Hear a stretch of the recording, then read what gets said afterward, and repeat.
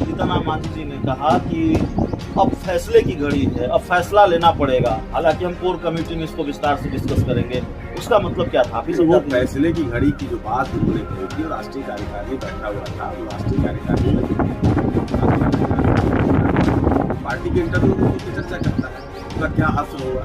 तो हम लोग उस मिजाज के है नहीं, हम लोग उस उपेंद्र कुशवाहा वाली गलती नहीं करेंगे जीतन मांझी, आप ये कह रहे हैं। नहीं, उपेंद्र कुशवाहा की गलती नहीं, हमारा मुद्दा है ना, और हम मुद्दा जनित राजनीति पर तो हम उसको अंजाम तक पहुंचाएंगे।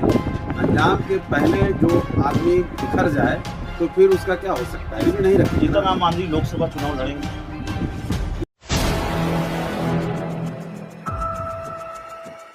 नमस्कार, आप देख रहे हैं 4 PM और मैं हूं अभिषेक मिश्रा।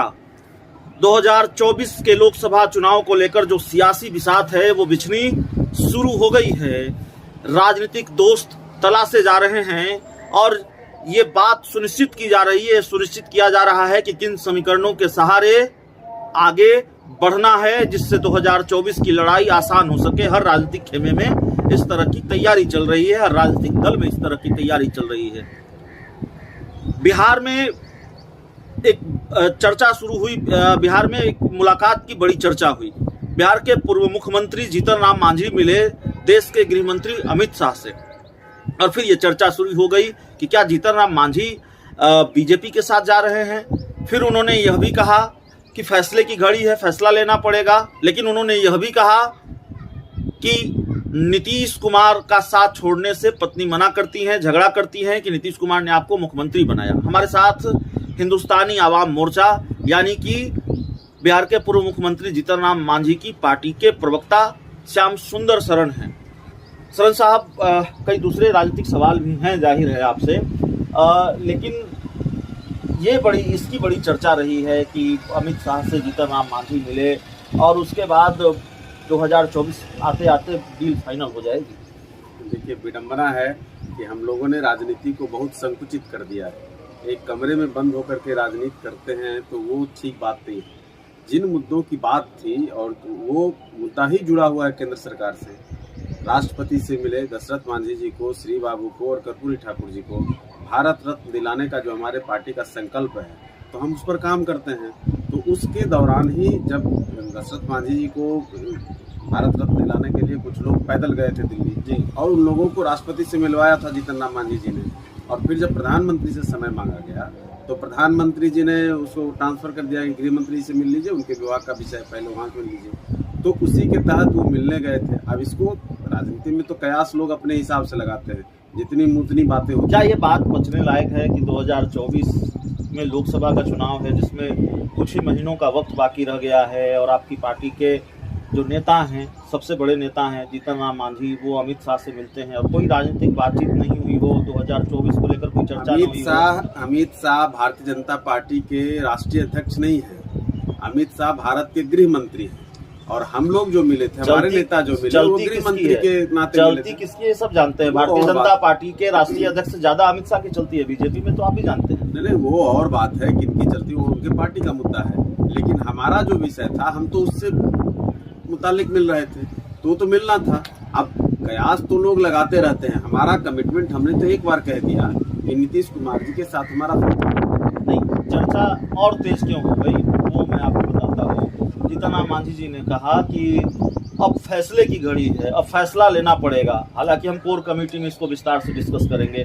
उसका मतलब क्या था? वो फैसले की घड़ी की जो बात उन्होंने कही थी, राष्ट्रीय कार्यकारिणी बैठा हुआ था, वो राष्ट्रीय कार्यकारिणी में जो राष्ट्रीय कार्यकारिणी पार्टी के इंटरनल मुद्दों पे चर्चा करता है। तो वो जो कहीं कहीं से प्रेशर आता है छोटी पार्टियों का, आप जानते हैं, हर बड़ी मछली छोटी मछली को खा जाना चाहती है। तो ये राजनीति में भी चलता है। लोग चाहते हैं कि पार्टी हमारे अंदर मर्ज कर जाए। जीतन राम मांझी का जो एरा बढ़ गया है, जो बिहार की राजनीति में दबदबा बढ़ गया है, और जीतन राम मांझी के बिना जो लोगों को मुश्किल आ रही है, तो उसमें वो चाहते हैं कि जीतन राम मांझी को हम एक तरह से या तो अपने में समाहित कर लें, उनके बढ़ते हुए कदम को रोक दें। लेकिन अब वो रुकने वाला नहीं। उसी के तहत उन्होंने कहा कि आप लोगों को फैसला लेना है, हमारे ऊपर प्रेशर आते रहता है। तो राजनीति में अपने कार्यकर्ताओं को बूस्टअप करने के लिए और उनके मिजाज को भी समझने के लिए, उनके अंदर एक ऊर्जा भरने के लिए भी नेता बोलते हैं। तमाम लोगों ने एक सुर से कहा कि हम अपनी पार्टी का विलय किसी की मत नहीं। आपने देखा होगा कि पिछले दिनों कई राजनेताओं ने बड़ी बड़ी बात करके पार्टी का अपना विलय करा लिया, फिर उनका क्या हासिल होगा। तो हम लोग उस मिजाज के हैं नहीं, हम लोग उस उपेंद्र कुशवाहा वाली गलती नहीं करेंगे जीतन मांझी, आप ये कर रहे कदापि हैं। नहीं। उपेंद्र कुशवाहा की गलती नहीं, हमारा मुद्दा है ना, और हम मुद्दा जनित राजनीति जब लेकर के उतरे सड़क पर तो हम उसको अंजाम तक पहुंचाएंगे। अंजाम के पहले जो आदमी बिखर जाए तो फिर उसका क्या हो सकता है, इसलिए हम लोग उसमें पड़ने वाले नहीं हैं। दलित का मुद्दा हो, गरीब का मुद्दा हो, जितनी मुस्तैदी से हम करते हैं और अपनी पार्टी के प्लेटफॉर्म से करते हैं, हमको दूसरी जगह करने की वो आज़ादी नहीं मिलेगी। ये सच है, ये हम लोग भी समझते हैं। इसलिए हम उस मुद्दे को, गरीब के मुद्दे को हम ले जाकर कहीं गिरवी नहीं रखेंगे। जीतन राम मांझी लोकसभा चुनाव लड़ेंगे, ये तो वक्त बताएगा। जीतन राम मांझी जी हमारे पार्टी के संरक्षक हैं, सबसे बड़े नेता हैं, वो उनका अपना निर्णय होगा। पार्टी का नेतृत्व, कार्यकर्ता तो जरूर चाहे उसका नेतृत्व चुनाव लड़े। हम सब चाहते हैं कि राष्ट्रीय अध्यक्ष लड़े, वो लड़े, और भी हमारे दल में कई वरिष्ठ नेता हैं वो लड़े, तो ये तो हम सब चाहेंगे। अब पार्टी की क्या तैयारी है चुनाव को लेकर, लोकसभा चुनाव को लेकर? पूरी मुस्तैदी से हम लोग देखिए पूरे बिहार का भ्रमण कर रहे हैं। आप लोग देख भी रहे हो कि हम लोग प्रमंडल वाइज भ्रमण कर रहे हैं, और ये अफलातून हमारा कोई कार्यक्रम नहीं है कि हम गए और 2 दिन में पूरे 4 दिन में पूरे बिहार का दौरा कर लिया और नाम दे दिया। हम लोग प्रमंडल वाइज बजाबता हर प्रखंड में जा रहे हैं, लोगों से मिल रहे हैं, गरीब गुरबा से मिल रहे हैं, और एक एक जिले में 1 दिन 2 दिन जैसा जो जिला होता है उसके अनुसार हम लोग कार्यक्रम बनाते हैं। अभी 2 प्रमंडल की यात्रा हमारी हुई है। अब 14-15 को हम लोग राजगीर में अपने राष्ट्रीय परिषद का 2 दिवसीय कार्यक्रम है। उसके बाद फिर हम लोग 3 प्रमंडल का कार्यक्रम बनाने वाले हैं। मई में हमको लगता है संभवतः हम लोग 1-2 प्रमंडल का यात्रा और कर लेंगे। अनवरत हम लोग इस कार्यक्रम में लगे हुए हैं, और इसी के साथ साथ लोकसभा की भी तैयारी चल रही है।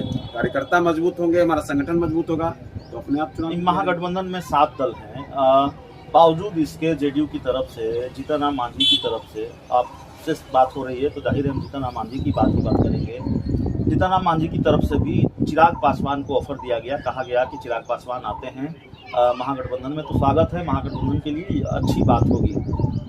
निश्चित रूप से देखिए, समाजवाद का जो विचारधारा है, इसको लेकर के चलने वाले, इसकी पृष्ठभूमि के लोग जो हैं, जो रहे हैं, तो हम लोग तो सब चाहते हैं ना। मुख्यमंत्री जी विपक्ष की एकता की बात कर रहे हैं, घूम रहे हैं, देश भर में घूम रहे हैं, तो सबसे पहले तो जो हमारे विचारधारा के लोग रहे, स्वर्गीय रामविलास पासवान जी समाजवाद की एक धरोहर है, और उनका जो कार्य करने का तौर तरीका था वो हम लोगों से मिलता जुलता था।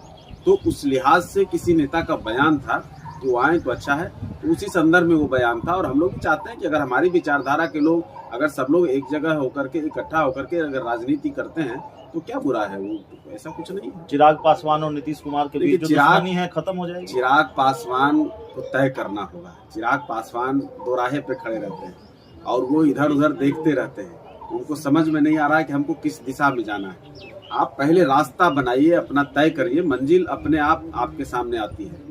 लेकिन अगर आप मंजिल की तरफ देखेंगे और रास्ते की तरफ नहीं देखें तो आपको ठोकर लगने का डर रहता है। हम अगर कहीं जा रहे हैं तो हमको रास्ता देखना होगा। तो चिराग पासवान वो नहीं देख पा रहे हैं, और वो अपना एक लक्ष्य जो उनके दिमाग में वो बेचैनी है मुख्यमंत्री बनने की, आप ये समझते ही हैं, आप ये कह रहे हैं मुख्यमंत्री बनने की बेचैनी है, वो निश्चित रूप से जो दिखता है। तो आप मुद्दों से भटक जाते हैं, जनता से कट जाते हैं, रास्ते भटक जाते हैं, और उसमें आपको ठोकर लगने का डर होता है। इसलिए नौजवान हैं, ऊर्जावान हैं, और एक ऐसे पृष्ठभूमि से आए हैं जिसकी एक अपनी एक कहानी रही है। स्वर्गीय रामविलास पासवान को कोई इग्नोर नहीं कर सकता है। तो उसके साथ हम लोग उनको मशवरा भी देंगे कि थोड़ा स्थिर से एक तय करके और एक रास्ते पर चलिए। चारों तरफ के रास्ते को नापने के चक्कर में आप चौराहे पे कहीं ना कहीं ठोकर लगेगा। चलिए, हमारे साथ श्याम सुंदर शरण जी थे, हिंदुस्तानी आवाम मोर्चा के प्रदेश प्रवक्ता, और जाहिर है जीतन राम मांझी को लेकर राष्ट्रीय प्रवक्ता हिंदुस्तानी आवाम मोर्चा के, और जीतन राम मांझी को लेकर जो सवाल, और जीतन राम मांझी ने जिस तरह से चिराग पासवान को ऑफर दिया उससे जुड़े कई सवाल। इस इंटरव्यू में इतना ही। बहुत बहुत धन्यवाद।